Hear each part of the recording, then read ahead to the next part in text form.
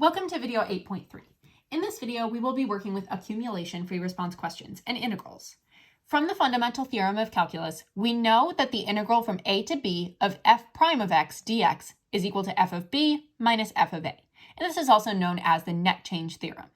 This was covered in a previous video in chapter 6. If we want to rearrange this statement and we move the f of a to the other side, we would get that f of b is equal to f of a plus the integral from a to b of f prime of x dx. This statement is very, very, very important. It allows us to find a value at x equals b if we know the initial condition or the value of a function at x equals a and only the rate of change. Let's practice with this basic example. Function f passes through the point 3, 16. The derivative of function f is given by f prime of x is equal to 2x minus 4. What is the value of function f at x equals 8? What is the value of function f at x equals 1? First, let's deal with the value of function f at x equals 8. So the value of function f at x equals 8, that is f of 8. And then if we have f of 8, that's going to be equal to f of 3, which is, in this case, 3 is equal to a. That's the condition that we are given. F of 3 plus the integral from a to b, or the integral from 3 to 8, of f prime of x dx, the rate of change. Now, whenever you write out an integral like this, it's very important that this value goes on the bottom and this value goes on the top. So your b value goes on the top and your a value goes on the bottom right there. Now, instead of writing f of 3, we're going to write out what f of 3 actually is, which we know f of 3 is equal to 16. So 16 plus the integral from 3 to 8, and then f prime of x is 2x minus 4, so of 2x minus 4 dx. Now I know that f of 8 is equal to 16 plus, and then I need to find the antiderivative of 2x minus 4. That is going to be x squared minus 4x, and we're evaluating that at 3 and 8. So f of 8 is equal to 16 plus 8 squared minus 4 times 8, plugging in 8 to that function, minus plugging in 3 to that function, minus 3 squared minus 4 times 3. If you simplify that, you get that f of 8 is equal to 51. Then we need to find what is the value of the function at x equals 1. So f of 1, that's the value of the function at x equals 1, is equal to f of 3 plus the integral from 3 to 1. Remember, the 3 goes on the bottom, the 1 goes on the top, of f prime of x dx. Now, since we know that f of 3 is equal to 16, we will do 16 plus the integral from 3 to 1 of 2x minus 4 dx. Now, there's a slight issue here. We see that our bounds are reversed. We should have the lower bound on the bottom and the upper bound on the top. However, this formula actually takes care of that. When we use this, we don't have to worry about that too much. Therefore, we can just evaluate this right away. So f of 1 will be 16 plus, and then we need to find the antiderivative of 2x minus 4, which is x squared minus 4x, evaluated at 3 and 1. F of 1 is equal to 16 plus, plugging in 1 squared minus 4 times 1, minus, big parentheses, plugging in 3 squared minus 4 times 3.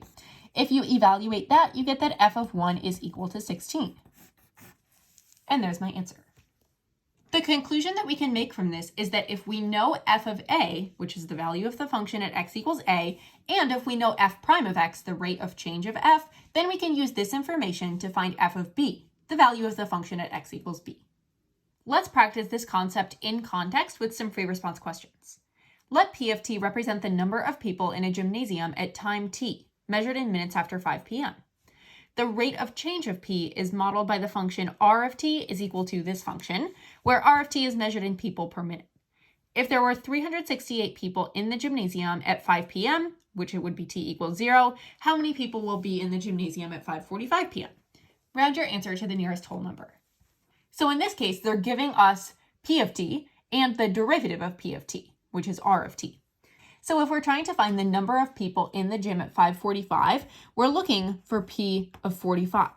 So p of 45 is going to be equal to p of 0, which is the number of people originally in the gym, plus the integral from 0 to 45, because remember, this value goes on the bottom and this value goes on the top. And then in here, we need to have our rate, which is r of t. So r of t dt. And then let's plug in 368 for p of 0. P of 45 is equal to 368 plus the integral from 0 to 45 of r of t dt. Now I'm just leaving it as r of t dt instead of this function dt because according to the College Board that is perfectly fine for free response questions with a calculator where they have already defined for you what r of t actually is. So that's a good way to save some time. Now I need to find p of 45. So I will do 368 plus math 9 integral from 0 to 45. And then here I need to plug in my function for r of t. So I'll plug in this function. And when I do that, it gives me 801.314. However, since it said to round to the nearest whole number, I will say that that is equal to 801. And here my units is people. 801 people were in the gym at 5:45 p.m. Let's practice another one. The amount of water in a pipe measured in cubic feet at time t, 0 being less than or equal to t being less than or equal to 18, is represented by W of t. The rate in cubic feet per hour at which water flows into the pipe is modeled by this other function, K of t is equal to 5e to the power of 0.02 rad t, where t is measured in hours. If there are this many cubic feet of water in the pipe at time t equals 0, how many cubic feet of water are in the pipe at time t equals 16?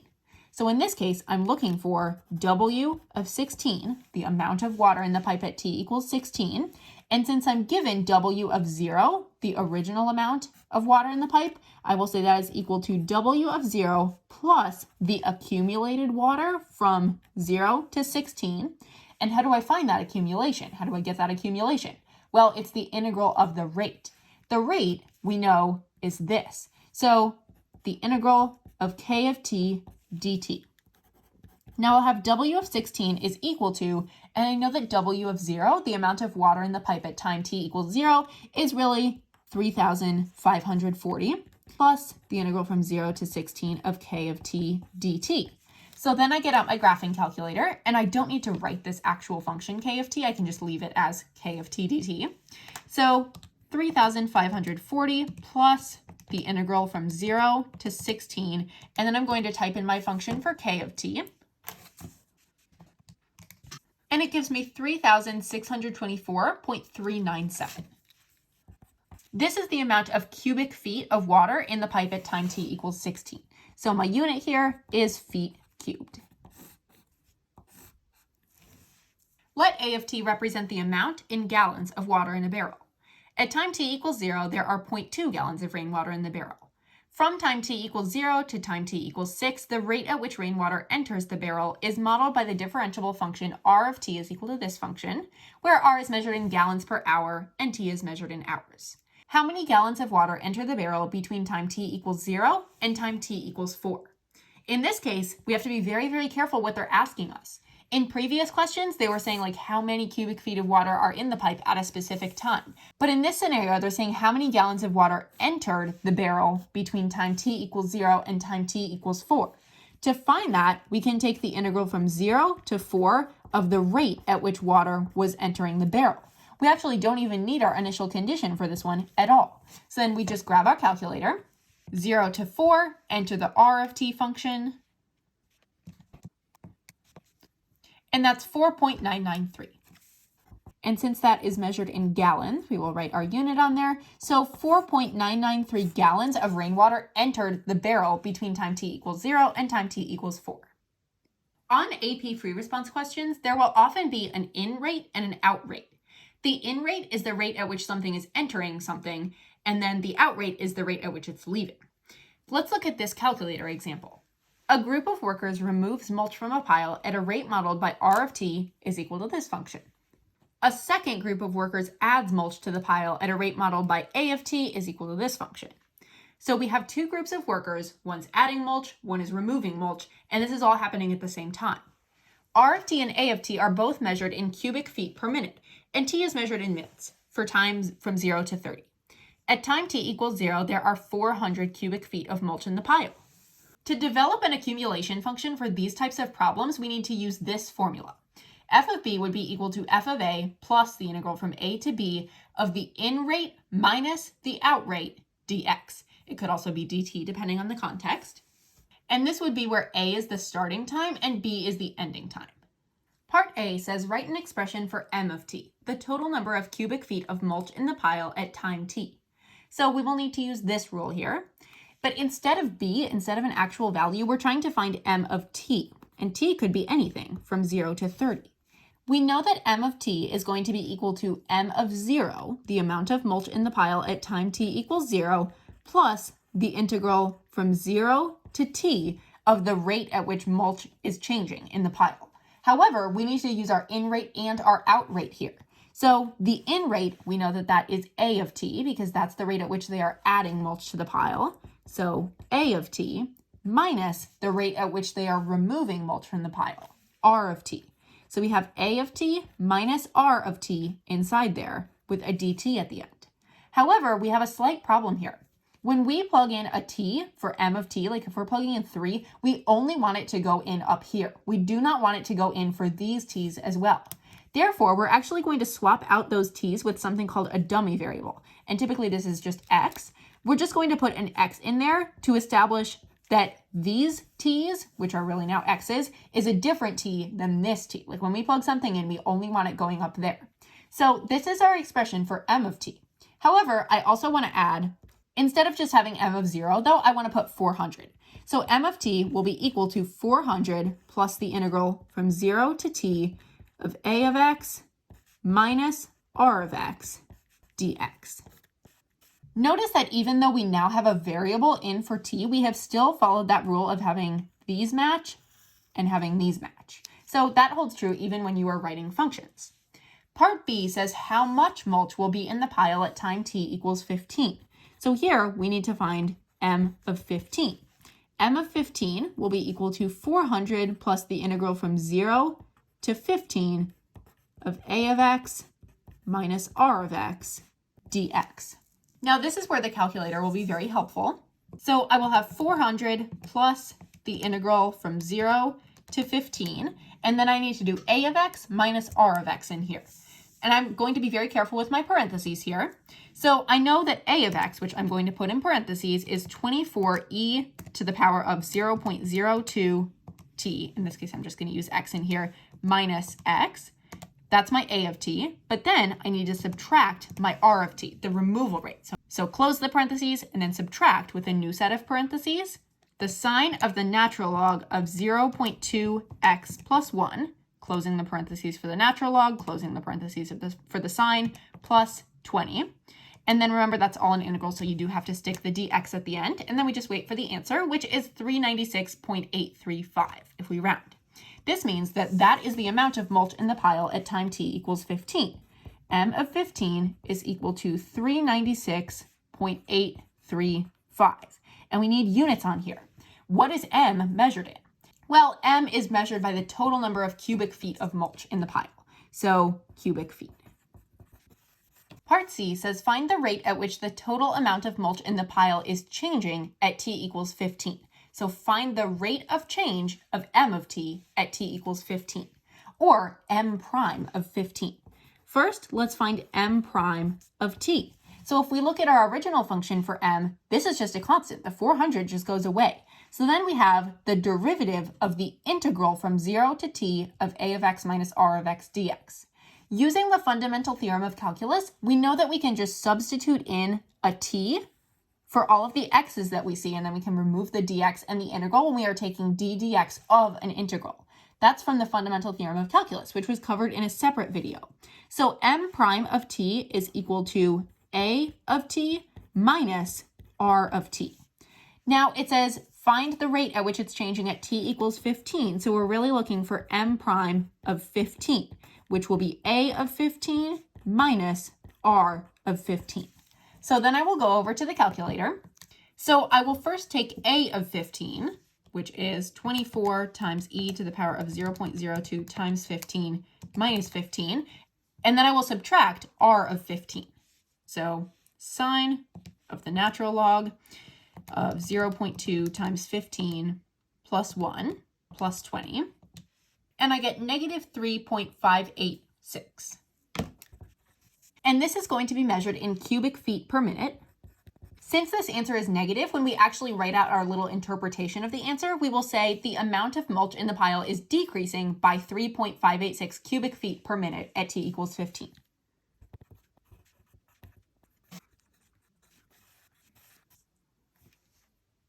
On the closed interval from 0 to 30, at what time t is the amount of mulch in the pile at a maximum? And what is the maximum value? Indicate units of measure. In this case, we are looking for the absolute maximum because it's saying what is the maximum value. In order to find the absolute maximum, this is kind of a throwback from chapter 5, we are going to need to find the critical points and the endpoints and put them in a table. So to find the critical points of m of t, we need to set m prime of t equal to 0. Now we know that m prime of t is equal to a of t minus r of t. Therefore, a of t minus r of t needs to be equal to 0. So a of t needs to equal r of t. At what time t is that going to occur? To find this critical point, let's get out the graphing calculator. We will graph the a function and we will graph the r function and see when they intersect. First, I will input my function for a. Then I will input my function for b. And then let's select an appropriate window. In this case, we're going to go from 0 to 30, and I will set my x min as negative 15 and my x max as 15. And if that window doesn't do it, then I can just zoom out. I can't see the intersection point, so I am going to have to zoom out. I'm going to go from negative 30 to 30. Now I can find my intersection point. So I'm looking for where they are going to intersect. That's the first curve, that's the second curve, and then it will give me the value. It says x is equal to 6.68040003. So that's going to be my critical number that I'm going to put in the table. So t is equal to, and then I'm not going to round yet because I'm not entirely done with my problem, 6.68040003. Now I make my table with my critical points and my endpoints. This side will be t, and this side will be m of t. So t could be 0, t could be 6.68040003, or t could be 30. Now I need to find m at each of these values. And I have my function for m right here. So m of 0, that means I will be plugging in 0 for t up here. I know that the integral from a number to the same number is just 0. So m of 0 is going to be equal to 400. That makes sense because the amount of mulch in the pile at time t equals 0 is 400 cubic feet. Now I need to find m of 6.68040003. So I will grab my calculator. I'm going from 0 to 6.68040003. And there's my function. I need to type in a of x and r of x. And then when I subtract my r of x function, make sure that you put parentheses there. And I get 412.591. So m of this value is 412.591. That will go in my table. And then I need to find m of 30. So I will repeat that same process, plugging in 30 for t now. And if I don't want to retype that integral, I can actually go up, hit enter, and it will recopy the integral. And then instead of writing 6.68 blah, blah, blah at the top, I can just replace that entire thing there with 30. That can be a real time saver on a free response question. 311.348. Now I can see that the amount of mulch in the pile is at a maximum at this middle time, at time t equals 6.68040003. And this is the maximum value right here. Now I will write out my answer with units.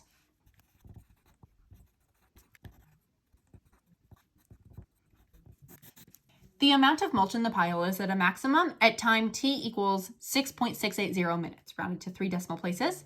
The maximum value is 412.591 cubic feet.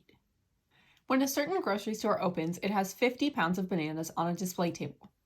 Customers remove bananas from the display table at a rate modeled by f of t is equal to this function from 0 to 12, where f of t is measured in pounds per hour and t is the number of hours after the store opened. After the store has been open for 3 hours, store employees add bananas to the display table at a rate modeled by this function between 3 and 12. So notice the difference in these domains. This one is from 0 to 12, and this one is from 3 to 12. So we will have to take that into consideration. And this function is where g of t is measured in pounds per hour, and t is the number of hours after the store opened. Part A says how many bananas are removed from the display table during the first 2 hours the store is open. To find that, we are going to take the integral of the rate at which they are removing the bananas from the display table from 0 to 2. So I will take the integral from 0 to 2 of f of t dt, because taking the integral of the rate gives us the total accumulation, or in this case, the total number of bananas removed. Then I will just grab my calculator and I will plug this in. So I'm taking the integral from 0 to 2 of f of t dt, and then I will type in this function for f of t. And it says 20.051. So that will be my answer, rounded to 3 decimal places. And my unit here will be pounds of bananas. Part B says find f prime of 7. Using correct units, explain the meaning of f prime of 7 in the context of the problem. So first, let's use the graphing calculator to find f prime of 7. So again, we will take this f function, but now we're going to be taking a derivative instead of an integral. So I will hit math 8, and I'm finding d dx of this function. So then I type in the function for f of t. And since we're trying to find it at x is equal to 7 or at t is equal to 7, type in a 7 at the end, and then it will give you negative 8.1195. Or if you round or truncate to 3, negative 8.120. Now let's think about our unit. Since this is talking about the rate at which the function f is changing, and we know that f is measured in pounds per hour and t is in hours, our unit is going to be pounds per hour, or pounds per hour squared. And then we also need to explain the meaning. Since f of t is the rate at which the bananas are being removed in pounds per hour, and we have an hours squared on the bottom, that means that the rate at which the bananas are being removed is decreasing by 8.120 pounds per hour.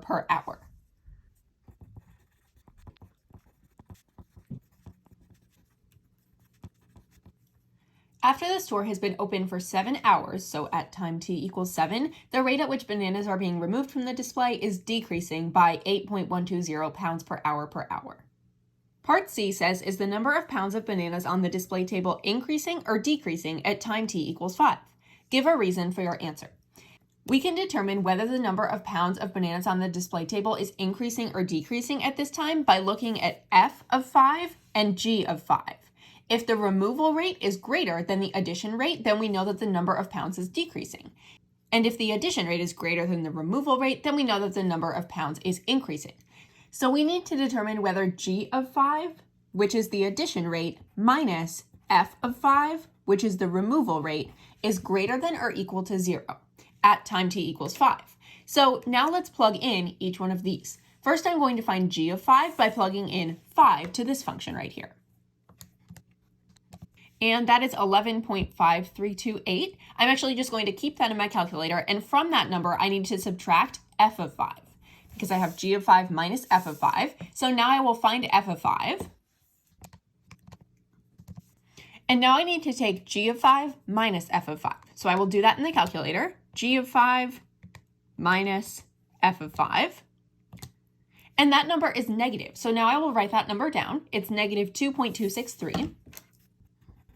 And now I just need to do my explanation for why the number of pounds of bananas on the display table is decreasing at time t equals 5.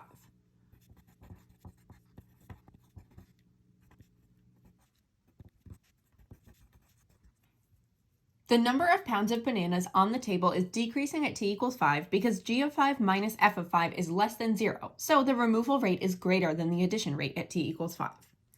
Okay, so now we just need to do part D, which says how many pounds of bananas are on the display table at time t equals 8. For this problem, we need to come up with an expression or an equation for the total number of pounds on the display table at any given time. We will start with the original number of pounds of bananas on the table, and it says the grocery store had 50 pounds of bananas on the display table at the beginning. So we do 50, and then we need to find the number of accumulated bananas, or maybe the number of bananas that were reduced. To take into account both of those, we will do the addition rate minus the removal rate.